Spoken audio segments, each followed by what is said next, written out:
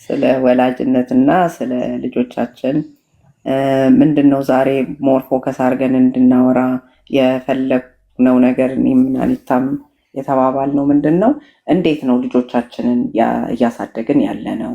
እኛስ እንዴት ነው ያደግነው? በልጆቻችንን ደግሞ የምናሳድግበት መንገድ በምን ያህል ልጆቻችንን እንደ አፌክት እንደሚያደርግ ወይ ደግሞ ተጽዕኖ እንደሚያመጣ ስንቶቻችንን እናውቃለን? ሲቀጥል እኛ ያደግንበትን ነገር ይዘን መተን እዚህ ጋር ለልጆቻችን እየደገምን መሆኑ ስንቶቻችን እናውቃለን? ፕሮግራሚንግ የተጫነልን ነገር አለ። ያንን ነው ተከትለን ላለው አይነት ነው ወይ አስተዳደጋችን? በጣም ከባድ የሆነ ልጅነት ያሳለፍን ወላጆች እዚህ ውስጥ ልንኖር እንችላለን እና ያንን ነገር ልጆቻችን አይ በዚህ እኔ ባለፍኩበት መንገድ ማለፍ የለባቸውም ብለን መታረም ያለበትን ነገሬ ብለን ማለት በቃ አስተውለን በትክክል እነዚህን ነገሮች ለምሳሌ አሁን በጣም ቁጣ ሊሆን ይችላል፣ ስድብ ሊሆን ይችላል፣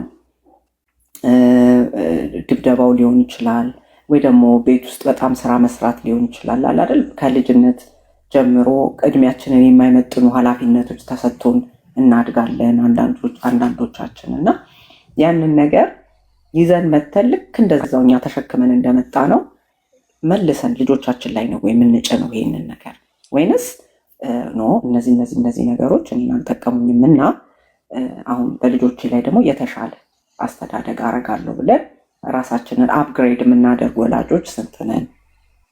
በዛ ላይ ደግሞ የልጅ አስተዳደግ ወደፊት ማለት ነው ልጆቻችን አዋቂ ሲሆኑ በእነሱ ላይ የሚያመጣውን ተጽዕኖ ስንቶቻችን እናውቃለን? አንዳንዴ እኮ አንዳንድ ወላጆች ሲያሳድጉ ልጆቹን ፐርፌክት ቪክቲምስ ወደፊት እንዴት ተጠቂ ሆኑ እንደሚያድጉ አድርገው የሚያሳድጉ ወላጆች አሉ። አንዳንዶቹ ደግሞ ፐርፌክት የሆኑ አጥቂዎች አድርገው ያሳድጋሉ ልጆቻቸው። አንዳንዶች ደግሞ በቃ ጎበዝ አገልጋዮች ማለቴ በቃ በደንብ አላደለ ለቤተሰባቸው መድረስ የሚችሉ ኃላፊነት የሚሰማቸው በአንጻሩ ማለት ነው ደግሞ ያው ኔጌቲቭን ብቻ ስላልሆነ ጥሩም ልጅ ስለሚያድግ ማለት ነው ከየቤተሰቡ ስለሚወጣና ኃላፊነት የሚሰማው ደግነት፣ ርህራሄ፣ ካይንድነስ ውስጡ ተደርጎበት ደግሞ የሚያድጉ ልጆች አሉ ማለት ነው። እና እኛ እንዴት ሆነን መጣን? እዚህ ጋር እንዴት ደረስን? እኛ ያለንበት ሁኔታ ምንድን ነው? ለልጆቻችንስ ልናስተላልፍ የተዘጋጀ ነው ምንድን ነው? ይህንን ነገር ልብ እያለን ነው ብዬ ዛሬ እስቲ ሁላችሁም በየራሳችሁ እንድትጠይቁ እንደው ኢንቪቴሽን ማለት ነው። እና አሁን አይ ዶንት ኖ ከፖዚቲቭ ፓረንቲንጉን ጀምር ቢካዝ ያው የሁለቱንም ማለት በጥሩ መንገድ ልጅን ማሳደግ ወር ደግሞ በሚጎዳ መልኩ ልጅን ማሳደግ የሚለውን ነገር እያንዳንዱን ነገር እንድንነጋገርበት አስቤ ነበር እና ሜቢ ከጥሩ መጀመር እንችላለን። ልጆቻችንን በተገቢው መልኩ በምናሳድግ ሰዓት ልጆቻችን ላይ የምናሳድረው አዎንታዊ ነው የሚባለው አይደል? አዎንታዊ ተጽዕኖ ማለት አሉታዊና አዎንታዊ ተጽዕኖ ኤግዛክትሊ አዎንታዊ ተጽዕኖ የሚሆነው አንደኛ ነገር ልጆቻችን ከኛ ጋር የሚኖራቸው ግንኙነት የጠበቀና ጤናማ ይሆናል። ከዛ ሲቀጥል ደግሞ ልጆቹ በራሳቸው ባህሪያቸው የተረጋጉ ለሰው ፍቅር መስጠት የሚችሉ ራሳቸውን የሚያከብሩ ራሳቸውን የሚወዱ ለሌሎች አልፈው የሚረዱ አይነት ዲሲፕሊን ያላቸው ልጆችን እናሳድጋለን ማለት ነው። ከዛ በተረፈ ደግሞ ኤንግዛይቲ፣ ዲፕሬሽን የሚባሉትን እንደዚህ አይነት ባህሪዎችን የሌሏቸው በጣም ስሜታቸውን ደግሞ መቆጣጠር የሚችሉ ምን ማለት ነው እሱ የሚያስከፋ፣ የሚያናድድ፣ የሚያስጨንቅ ነገሮች ኦር ኤኒ ሁኔታዎች ውስጥ ሲገቡ ልጆቹ ስሜታቸውን ተቆጣጥረው ቀጣዩን ማድረግ ያለባቸው ነገር ምን እንደሆነ አውቀው ያንን ማድረግ የሚችሉበትን ስኪል እናስተላልፋለን ማለት ነው። ያ ግን መሆን የሚችለው እንዴት ነው ብንል እኛ ዛሬ ላይ የሆነ እንበል ለምሳሌ የሆነ መንገድ ላይ እየሄድን እየነዳን የሆነ ሰው አላግባብ እንዲህ መንገድ ቆርጦ ይገባብናል እንበል አይደለ?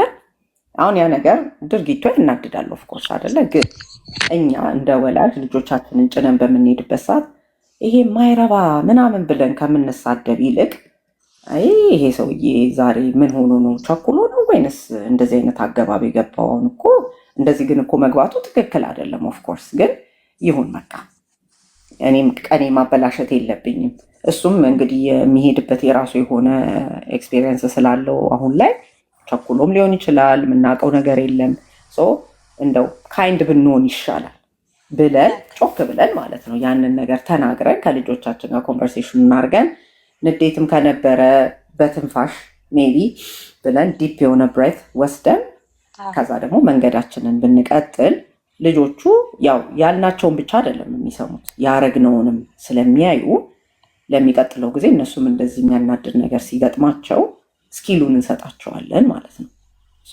በዛ መልኩ ልጆቻችንን የምናሳድግበትን መንገድ ልብ ብንል እኛ እያደረግን ከዛ ልጆቻችን ደግሞ እንዲከተሉን ብናደርግ፣ ያው ልጆች ደግሞ ቤት ውስጥ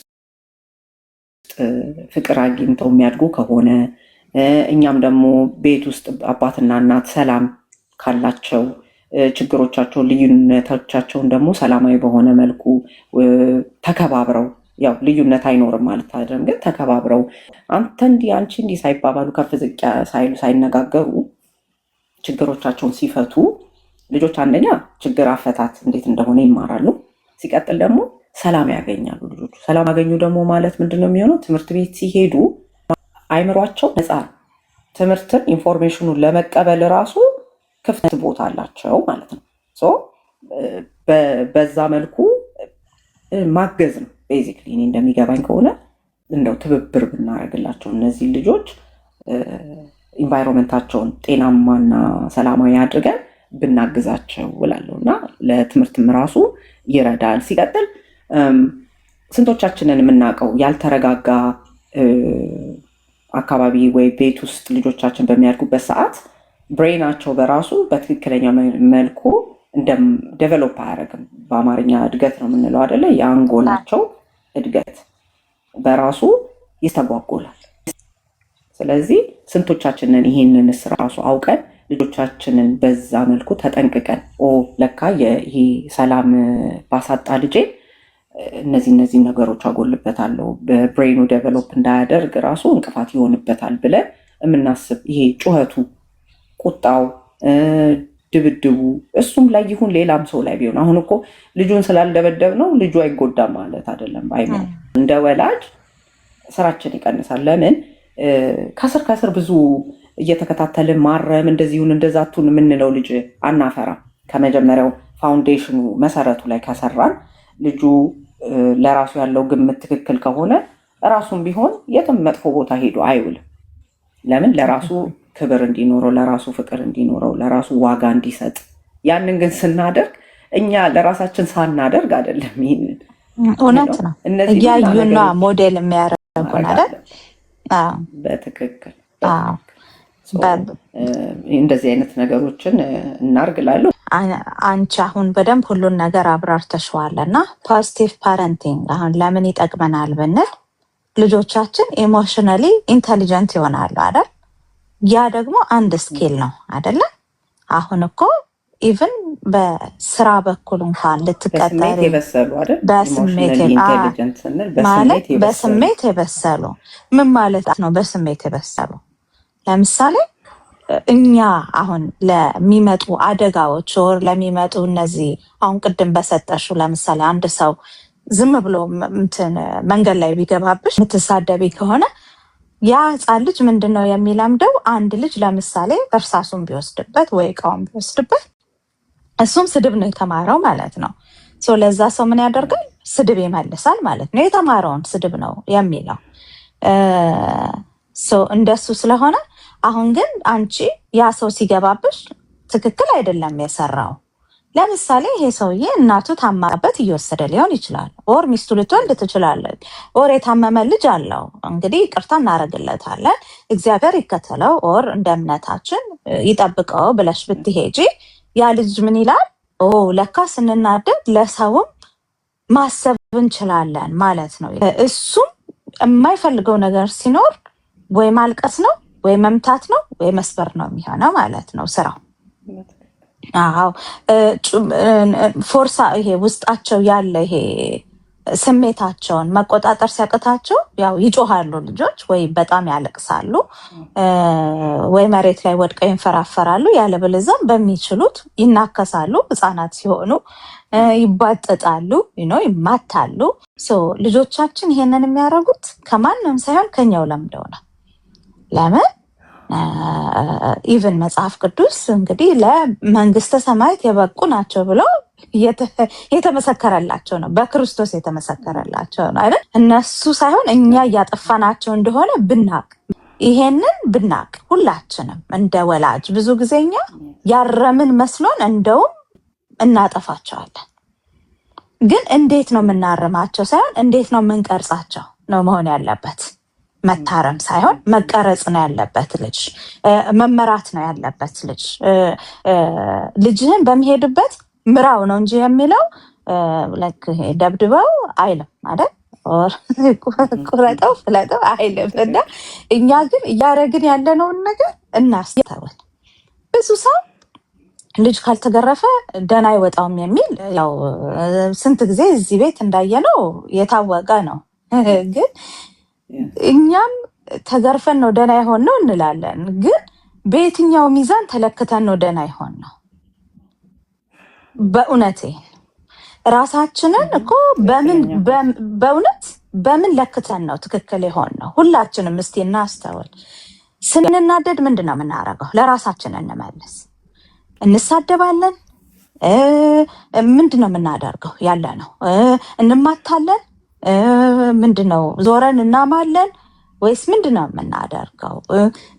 ያ ሰውዬ እንደው ድንገት የሆነ ነገር አጋጥሞት ነው ብለን ወደ ማሰብ ነው የምንሄደው ወይስ በቃ ዴፊኒትሊ ይሄ ሰውዬ ከኔ ጋር ችግር አለበት ብለን ነው የምናስበው? ያ ሁሉ ከየት መጣ?